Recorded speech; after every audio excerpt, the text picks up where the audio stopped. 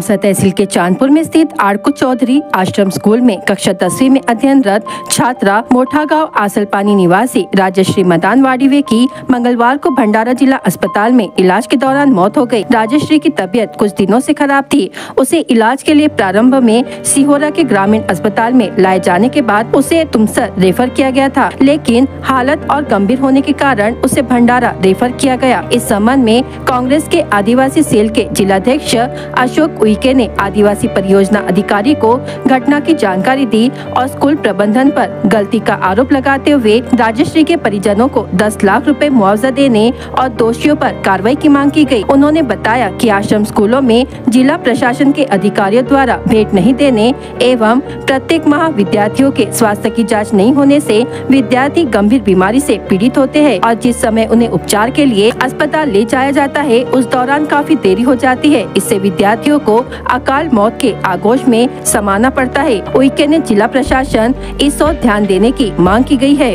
तर माझे नाव अनिल सेदलाल टेकाम, जिला उपाध्यक्ष अखिल भारतीय आदिवासी परिषद नवी दिल्ली शाखा भंडारा च्या वतीने आम्ही संघटनातर्फे काम करत असतो। अशा परिस्थितीमध्ये चौधरी आडकोजी चौधरी अनुदानित आश्रमशाळा चांदपूर या शाळेमध्ये ते शिकत असताना तिची अचानक प्रकृती बिघडल्यामुळे तिला दवाखान्याला घेऊन गेले। त्या दवाखान्यामध्ये दुरुस्ती करण्यासाठी त्या दरम्यान ते मरण पावली आणि त्यामुळे आम्हाला त्या मुलांना आपण ज्या शाळेमध्ये दाखल केलं होतं तर ते जबाबदारी त्या कर्मचारी आणि संचालक मंडळाची होती, परंतु कोणत्या कारणास्तव ते मरण पावले ते अजूनपर्यंत ते माहीत झाली नसून म्हणून आम्हाला त्याची पुरेपूर चौकशी करून जे दोषी आढळतात त्याला कारवाई झाल्या पाहिजे आणि त्या परिवाराला जी दुःखद घटना घडली त्यांना एक आर्थिक मदत म्हणून शासनाकडून आणि संचालक मंडळाकडून असण्याची आवश्यक आहे।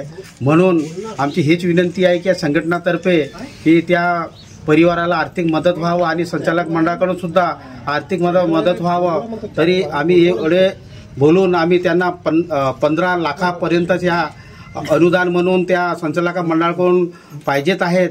जर यांनी बरोबर व्यवस्थित त्यांच्या आर्थिक मदत केलं नाही तर आम्ही संघटनातर्फे रस्त्यावर उतरण्याची भूमिका घेणार आहोत।